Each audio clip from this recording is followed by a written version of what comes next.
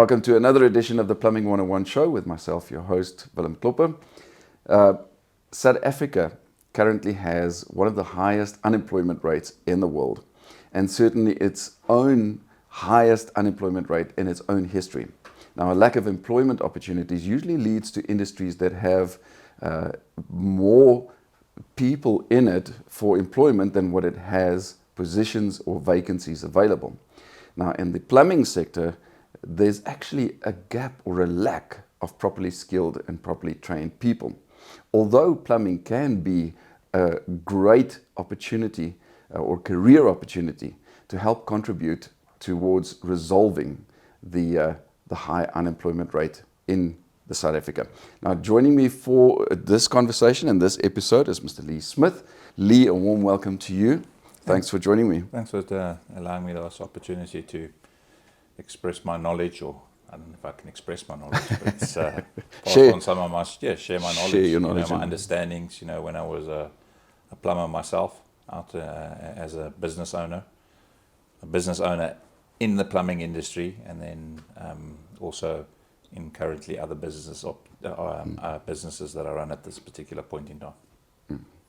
Lea, as I mentioned when I opened this episode, that South Africa has a huge unemployment rate.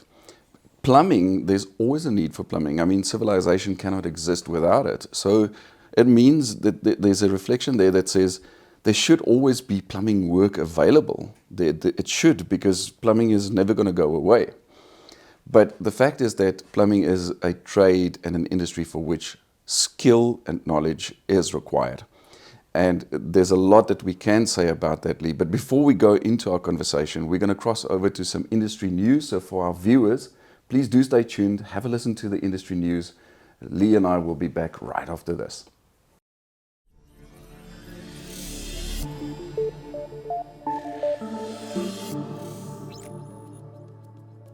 Hello and welcome to the news.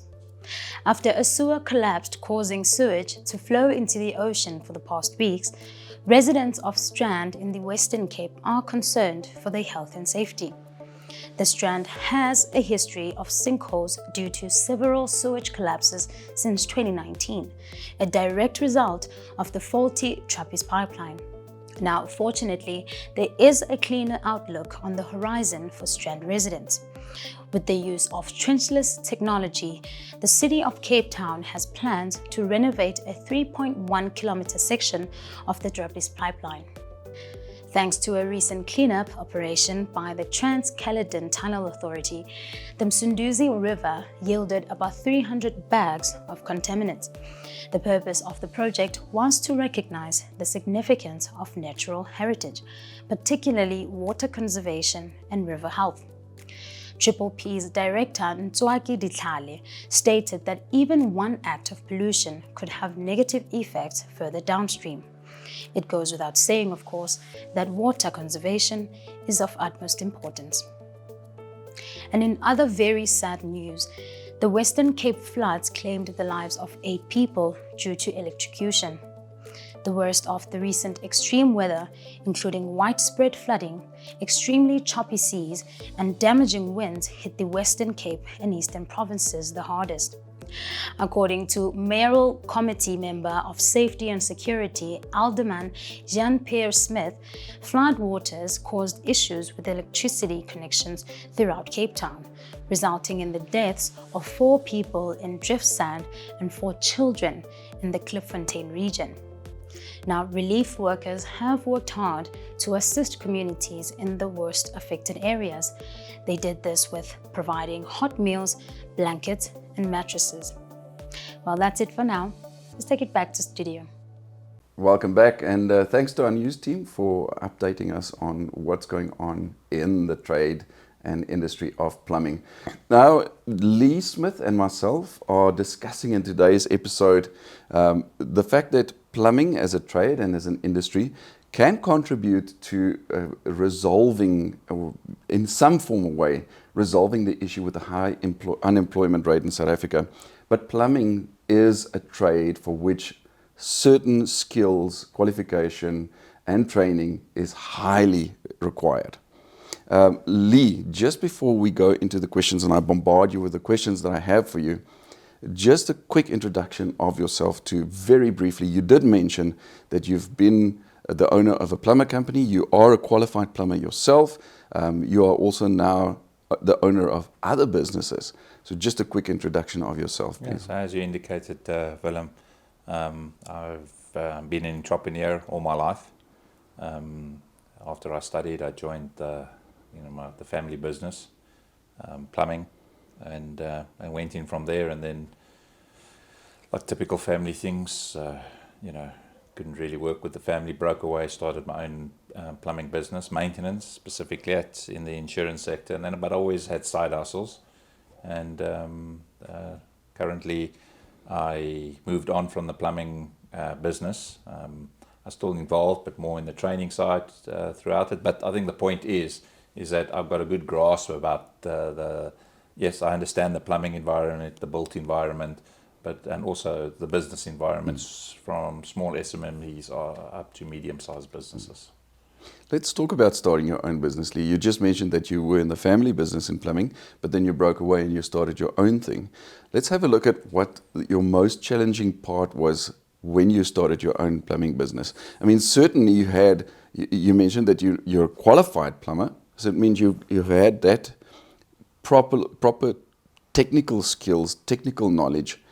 But what challenges did you face? Did you face challenges about business acumen and knowing about business, and did you have to learn the hard way? Well, we always learn the hard way. So if you really want to pin it, the most difficult thing was cash flow. But coming a close second was dealing with people. And I mean, like any other business, it's really, and when I say every other business, is the reality is, doesn't matter how big or small you are, it's just the problems are very similar. It's just the scale of the problem. When I spoke about cash flow, whereas in a small business there's a couple of zeros, and the big boys there's more zeros behind their cash flow issues and all that stuff. So, and yes, HR, human resources, is also extremely difficult. I mean, all the way from just dealing with the complaints, the discipline, just managing people. The logistics of things. The logistics of from that point of view. Operation side of things. 100%. And obviously, as you grow, they become more and more complicated. I think in line with what we are saying, and skills is a very important component of a business in respect to the value proposition that you take to the market. Yes. And what I mean by the value proposition, a skill is a value proposition. Yes.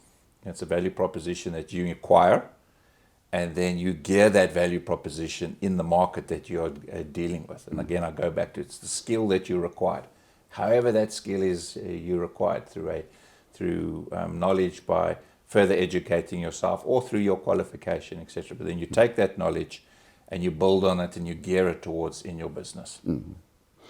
Lee, tell me something. You said now, as you grow, it becomes more, the human resources part of it and the operation side becomes, and the logistics become more complex.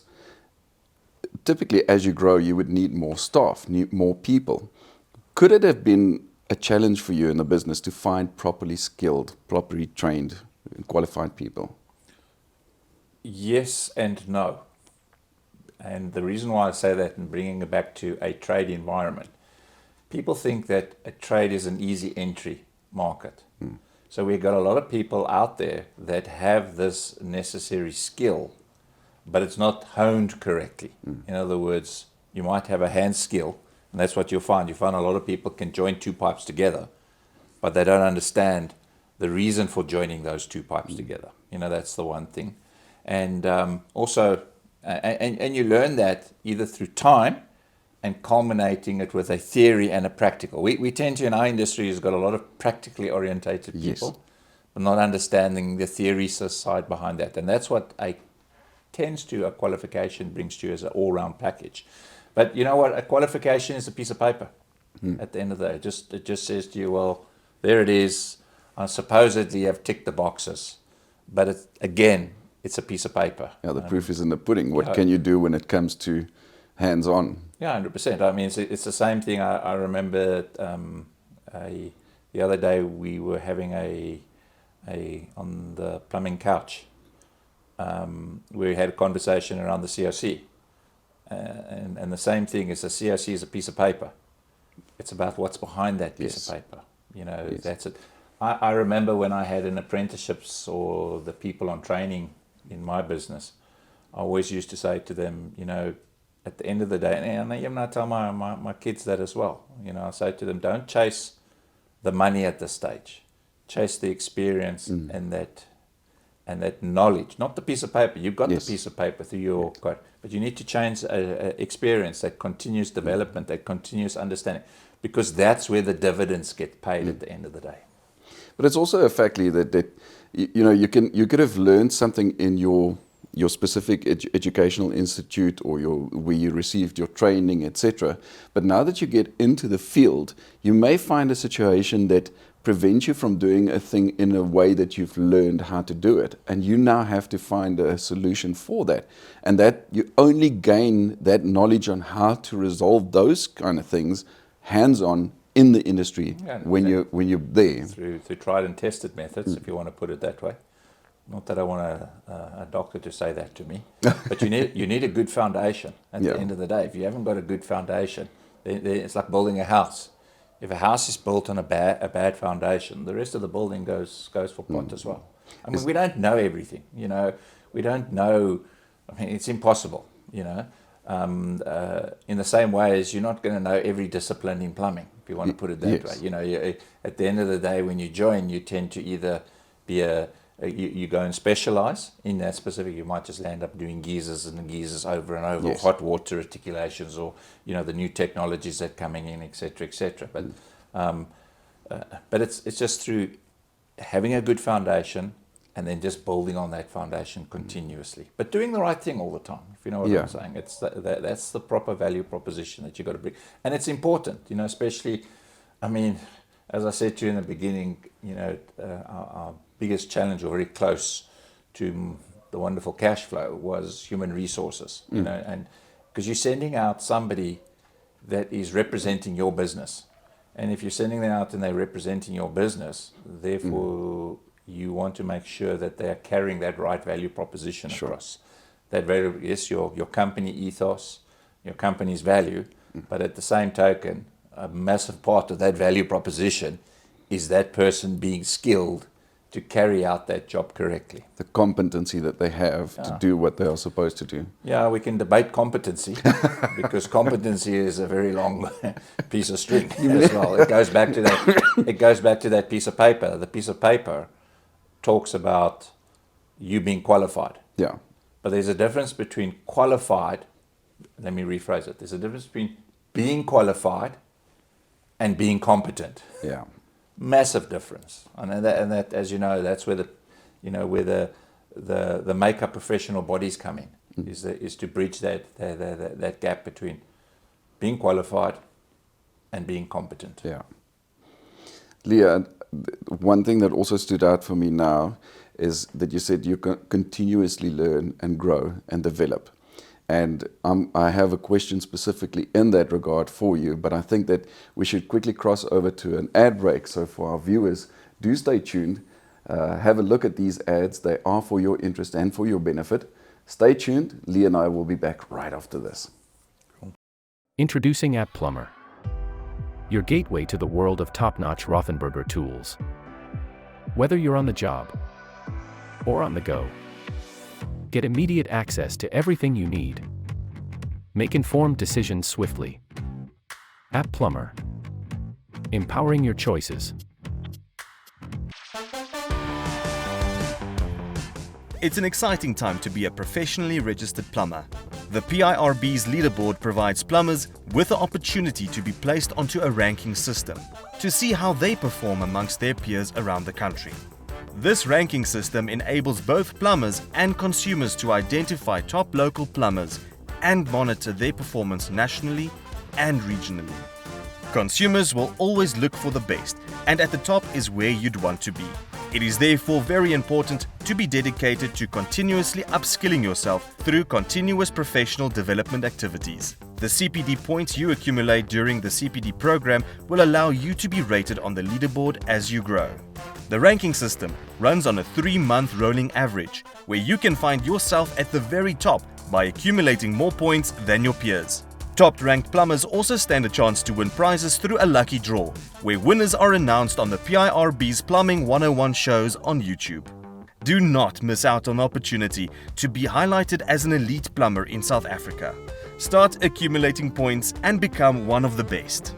Get skilled, get rewarded.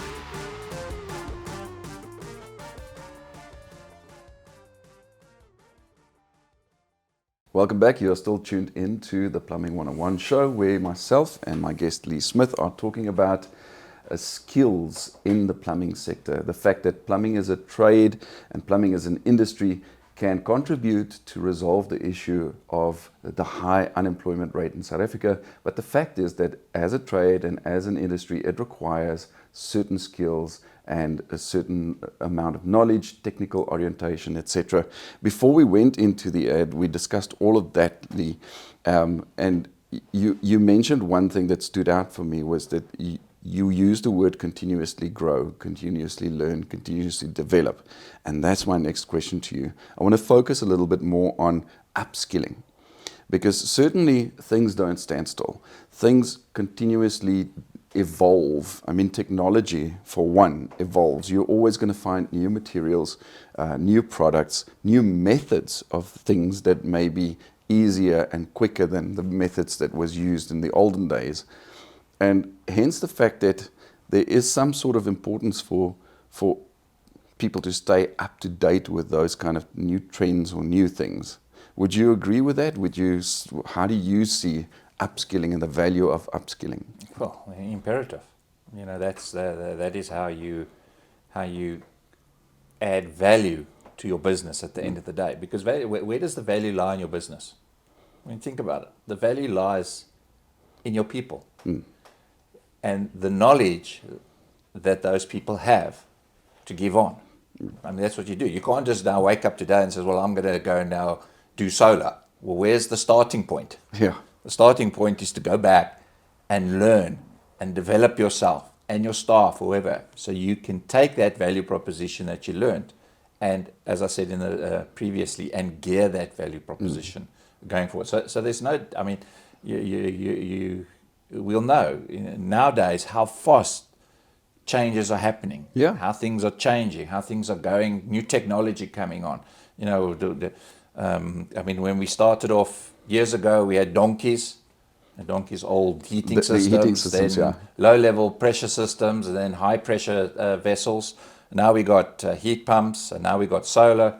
So it just continuously evolves, and you need to stay up to speed with that. If you wish to pass on that value, if you wish to get that value proposition into the market, you need to be skilled in one form or another. My favorite subject is, I wouldn't say my favorite subject is, but I think people underestimate continuous professional development. And when I say underestimate it, you know, from a PRLB's perspective, people find it very much a burden. But the reality is, we learn every single day, in some form or another. Exactly the same way as I said that, it said that you want to drive a value proposition in your business. So the really only way you can do it is train yourself, develop yourself. So in doing that, you're actually doing CPD. Yeah. So CPD, I'm going to repeat this and be very clear about it. CPD is in the terms of a professional body, is a byproduct of what we do naturally. Because we learn every single day from that. You know, from a PRLB's perspective, one would just argue the fact that, you know, if you want to go and learn cake baking, how's that going to add value to the plumbing industry? To the plumbing industry, or you know, unless you're in baking cakes in your business, it'll add value to your business. But if you're in the plumbing business and you want to go and learn cake baking, how's that value to your business? And it's exactly the same as in the plumbing industry, you know. And now you got me on my high horse with regards to competency and value proposition, you know, and a lot of plumbers come to me, you know, when we're discussing training and they would say, oh, why must I do CPD? You know, what value does it add to me? We can have that conversation on its own about what value it brings to you, because clearly it does bring value. There's no doubt about it. But I think by adding, when you add this, oh, I have to get CPD points, then it's like, oh, my mind is blown away. Yeah. But I think what's important, the important point that I want to try and make across here is that when I'm engaging with a person by themselves, they say, you know, they think they are being put down and suppressed and with the CPD. And the thing is, yes, 100%. You might be, you know, depending on how you want to look at it from that point of view. But what's more important, what they need to understand is that we need to look at it from a industry's perspective, a value proposition of the industry. They would say to me, a plumber would say to me, now listen to this one very carefully, is that how do we increase the rates in the industry? I'm going to repeat that. How do we increase the rates in the industry? Because we're at a low hourly rate. Well, how do you think you would increase that rate? Simply by creating a value proposition. Yes. You have to have a value shift. You can't just say, well, today let's increase our rates. In your business, how are you going to make more money? You're going to be making more money by potentially developing yourself, upskilling yourself, putting more self-worth in your business or in yourself, aka I'm now going to learn solar, so I've developed myself, so therefore I've got a greater value proposition. Now take that back to the same equation in the plumbing industry. When the plumber says to us, how are we going to increase the rates? Well, there's no ways we can. Yes, we can. Because of inflation, obviously, but on the other hand... No, but I think it's not about how do we increase the rates in the industry from, not inflation, from an inflation. The only way you can increase the rates is increasing the value proposition. So if we as an industry, not as an individualistically, you know, yes, individualistically, we increase our value proposition, and together we will then uplift the industry as one. Let's talk about that value proposition, Lee. We're facing an energy crisis in South Africa.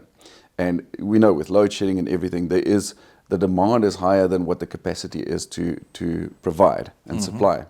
And it is so that we now have to find solutions and ways to contribute to lifting the load off that national grid so that, you know, the demand therefore is lower. Here's the value proposition from plumbers, the solar installation, solar geysers. Heat pumps that you said, heat pumps use up to 70% less energy than a normal conventional electrical geyser. Yeah. And the fact is that plumbers can either stagnate and not learn about these new things and be a solutions provider, more than just a plumber that changes taps and cleans drains. Plumbers always say that. I am more than a person than just fits taps and fits two pipes together and clean and unblocks your drain. Yes, but then continue to learn more, continue to get that more knowledge and skill, learn about heat pumps, and then offer that as a solution to the country, to the economy of the country, that value addition. Yes, you're expanding your own business services, your own knowledge and that of your staff, but you're contributing positively towards the country as a whole. 100%. That's correct. It's just by giving that value proposition, and you're only developing yourself. So developing yourself to put yourself into that value proposition position. Yeah. Lea, I always say that I always make this analogy to a dentist, and I always say that, you know, we wouldn't sit in that dentist's chair if they didn't have the tools that they have today, and they still had the olden days tools that dating from the medieval times and the ice age, where they hit your tooth out with a little rock or something like that. And it's the same goes for plumbing. If you keep up to date with the latest technologies and the latest materials, because you get a material that is in a valve that is better than the one before, so that valve performs better. If you don't learn about it, if you don't stay up to date with that thing, you're at the end of the day going to be that plumber who installs the old. What happens if that technology no longer is on the market at all? Yeah. What happens to your services? Can't you then replace a valve? Yeah, that's exactly right. I mean, and then we, if we as an industry don't want to progress as well, we will stagnate and go back, and hence, like I said, our pricing will go back with that specific thing. We needed to be at the forefront, and it's up to the industry to make that value proposition shift. Hence, CPD. And it's, I have to reiterate what you said, how the perception exists that CPD, continuous professional development, is something additional to what I do every day, whereas you constantly learn about new things so that you keep up. I mean, if not everybody can afford the expensive drain cameras and those kind of things, but if you can afford it, it makes your work so much better. If you don't learn about methods and use tools that reduce the time that you spend on one site, now you can attend to 10 sites on a day because you've learned that continuous professional about new tools, new methods of doing things that accelerates the time that you fix and solve a problem at one customer's site so that you can move on to the next job. 100%. And that's a benefit to you, an advantage to you in your business. Yes, it contributes to the customers and they're all happy. 10 customers are now happy. But as a plumber, you've done something for yourself to improve your business, your services. Correct, 100%. And going back to the unemployment rate, yes, I mean, it's a massive problem. As you develop yourself and your staff now, and through that development, you create more opportunities for yourself, which means more people to be employed, Yes. etc., etc., etc. So we keep talking about an educated population. How important education. Yeah, it's a good example. Here it is because that education, that development, the competency that's added to that populace will move the country forward. And on a smaller scale, very, very minute scale, exactly the same as your business. But think about it this way, Lee, that from my perspective, you have your plumber here, one of your team members, you upskill him with knowledge about something like heat pumps or solar installations so that he can become the lead in that new sort of division. He becomes the lead, but his position now needs to be filled. Yes, it's an employment opportunity that's created. He is also then elevated forward. He makes progression in his own trade because of the fact that he was upskilled. Yes. He didn't just stagnate with those normal skills that he walked out of his, his trade school from. Yeah, he's now learned something additional. He's been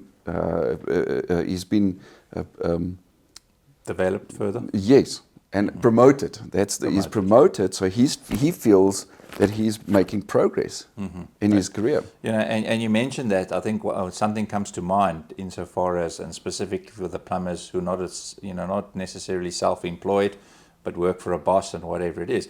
I mean, just don't wait for your boss to tell you to develop yourself. Develop yourself, and then go back to that business and say to the business, look, I've developed, here's an opportunity.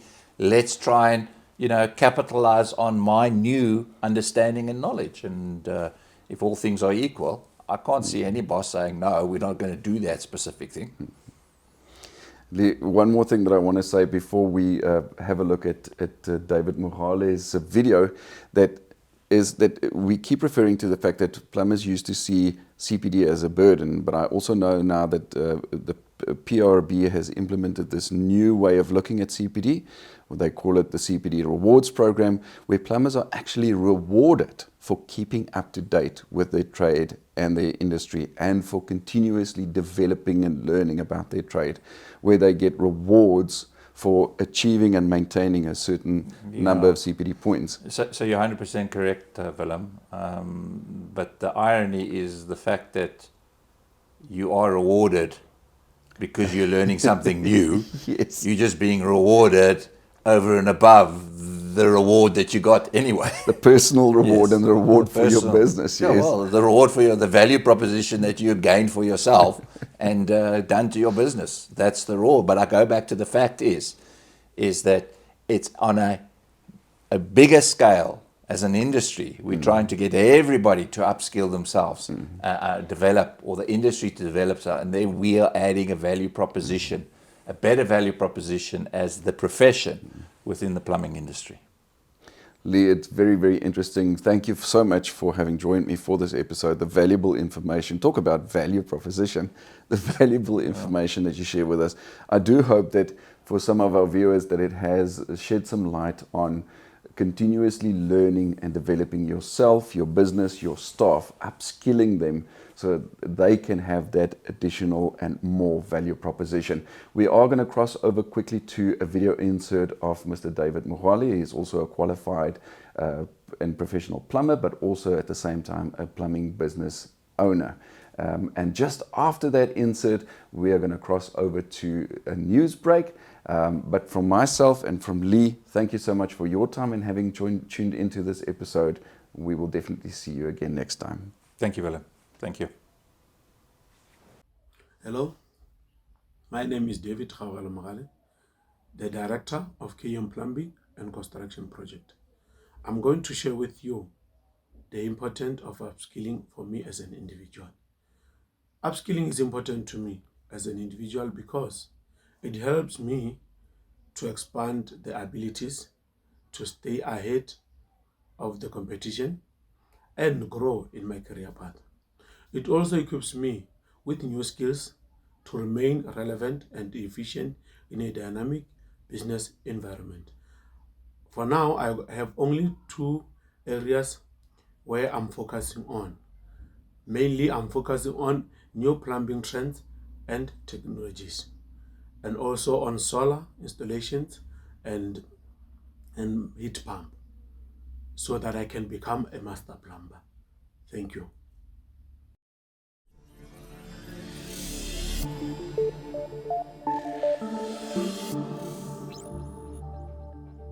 Hello and welcome back. The PIRB would like to thank everyone involved in our roadshow stops in Mafikeng and Rustenburg. To the plumbers, thank you for engaging us, and thank you to Build It on both venues for hosting us. Moving on, the IOPSA Gauteng Golf Day is fast approaching. Come and join us and have a day full of golf and entertainment. For more information, make sure to visit IOPSA at www.iopsa.org. And lastly, congratulations to our new winner of the PIRB leaderboard, Patience Mujela, with registration number 7871/19. After a random draw from the top 10, Patience was the lucky winner for this cycle. She has won herself a Proud Plumber t-shirt. Congratulations, Proud Plumber. And from me, Naomi Bango, this is my last time signing off from the news. Bye.